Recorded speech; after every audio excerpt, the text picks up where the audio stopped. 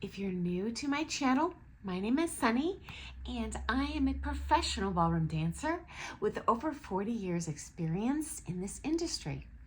And here I share advice for competitors, warning signs to look out for, tips for getting the most out of your dance sport budget, and some of the crazy stories I have seen over the decades in the world of ballroom dance. Okay, so someone asked me about improv ballroom dance competition, meaning, so many people go out there, and do their routine. Do we actually do lead and follow? Can we lead and follow this? And the answer is yes, all of the above. Here's how that goes down. In the olden days, back when I was an amateur dancer, the dance sport governing orgs had a lot less control over the world of competition. Okay, anyone or their dog could run a comp. So there were a lot of these smaller comps available to competitors that were not sanctioned at all, no rules. They tended to be smaller as a result, but there were some upsides to it. Number one, they tended to be cheaper, which, hey, I love that. They tended to be closer to your house because there's more of them. But another fabulous thing I enjoyed about them was they had a lot of Jack and Jills. Do they even have Jack and Jills this day and age in USA Dance and NDCA comps? I would assume so, but I have personally never seen them in an NDCA comp. And it's been a good 10 years since I've seen a Jack and Jill at a USA Dance comp. So let me know in the comments, because we each have our own unique experiences in the world of dance sport. I can just say I have not personally seen it in eons. But essentially, you do a round robin, you do circle around, they grab the person that's closest to you when the music stops, and that's your dance partner. And you throw it down. So just like a real comp, for example, they will play a waltz or a cha-cha. You don't know what music to expect. You are dancing with what may be a complete stranger, especially at a competition, because obviously even a small local comp is going to attract people from the nearest several states. Speaking of states, if you're an international competitor outside of the United States, let me know if Jack and Jill is also a thing in your country at your comps. Anyway, you cannot do routines because you don't know each other's routines. But as competitors, we are informed dancers. We will ask this new partner we just met 5 seconds ago, what skill level are you? Oh, I compete in Silver Latin. And bingo, now we're on the same page, and we know, I'll say, what figures for lead and follow we should limit the dancing to. Whether that's lead, whether that's follow, that doesn't matter. The more experienced dancer, obviously, I use this term liberally, dances down to the lower level dancers' skill level. Not that down means worse. That just means those are the figures that they know that they can lead and or follow, okay? And you dance around the floor for that full minute and a half, and the judges mark the couples like a real comp.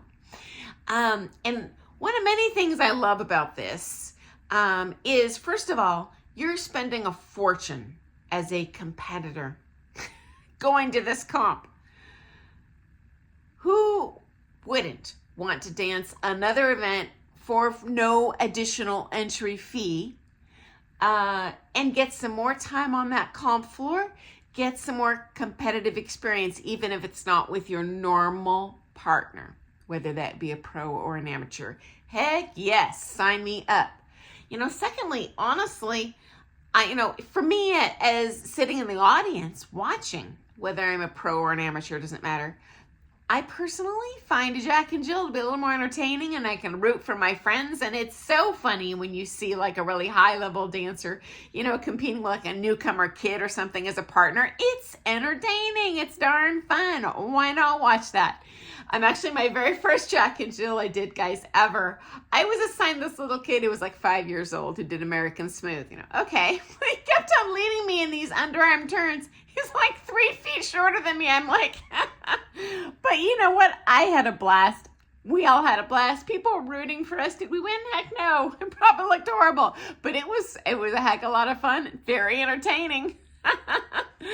Okay.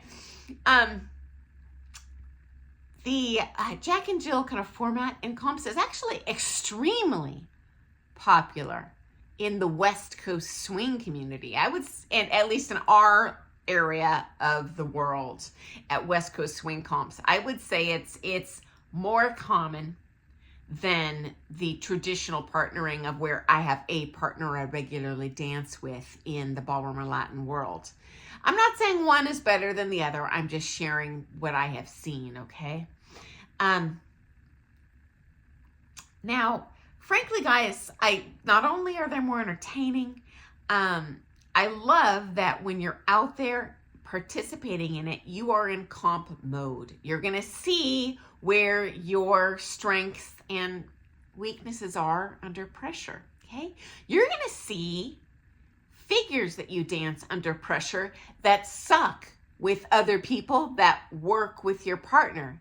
And that often is an indication that you and your partner might have something fundamentally wrong with that figure. That gives you an opportunity to go back to your next lesson and point it out to your pro and say, hey, can we just relook at this figure, make sure we've got the engineering right. Because this might shock you guys, but when you're like a professional championship level dancer, you can lead and follow pretty much anything. Yes, even those, crazy perpetual pivots, rockets, scatters. Love the ISTD events where they have a bit of a round robin in the end after the final quick step at the championship level. When you're in the final, they play music. You just grab another partner and you quick step around the floor. The audience goes nuts when they, see us out there doing scatter chassés, rockets, jumping. I can feel that it's going to be some sort of jump when my lead compresses in the thigh. I can lead a flick or a kick by a quick extension and of only my knee and not using that big giant thigh muscle. These really fancy quote unquote steps are based in fundamentals, totally lead and followable, okay? And this is a great litmus paper for your ability to lead and follow, because honestly, a truly skilled competitor should be the best lead and follow in the room, okay? And I would assume you feel that when you're at a social dance. There's always some yahoo who's like, I'm a gold dancer, and they aren't. They are in name only. They can drag you through a bunch of gold figures, but they actually don't dance them at that level. But if someone is truly competent at that level, they can lead you very well at your skill level. And frankly, it's rude to lead someone outside of what their knowledge base is anyway. In my opinion, I certainly don't do it. And yeah, I follow a lot in dances. I also definitely lead because often there's more follows than leads. And I want to dance with everyone. It's fun. I'm not there to be impressed. I'm there to have fun, meet new people. It's social dancing. Okay, so final thoughts. Dark theory, do not know if it's true.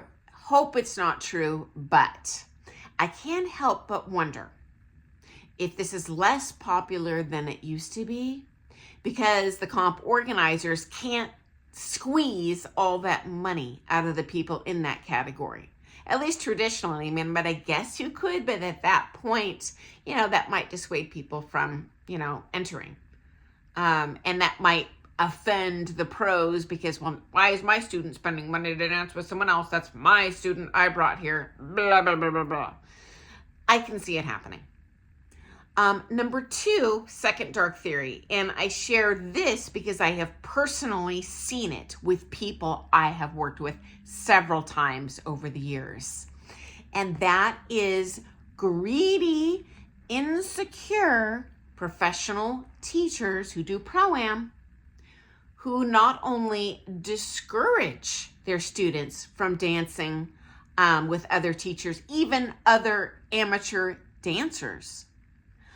There was one pro I worked with for years that prohibited his students from dancing with any amateur dancer, anyone other than him, because you're my partner. We are perfecting our partnership. It should be your priority. They are going to ruin your dancing. Blah, blah, blah, blah. Vomit. No, I am not feeling that at all, guys. That is just a pro who wants every speck of your contents of your wallet. That's a pro that is insecure. They're afraid that you're going to dance with someone who feels better than them, that you can dance with for free instead of dropping $150 on for 45 minutes. That's someone that's afraid you're going to dance with someone else who maybe has a better coaching background than you do, and then they might lose, your dollars to another coach. So anyway, I sure hope that's not why.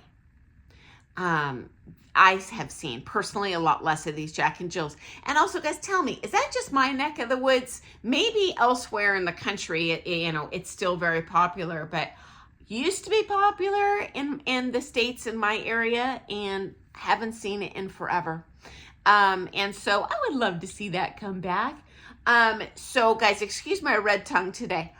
I just chowed down on cherry jello, and I cannot get this off of my tongue with the world's biggest toothbrush. 10 minutes, not happening. So I apologize if that's distracting today. But anyway, I love your questions.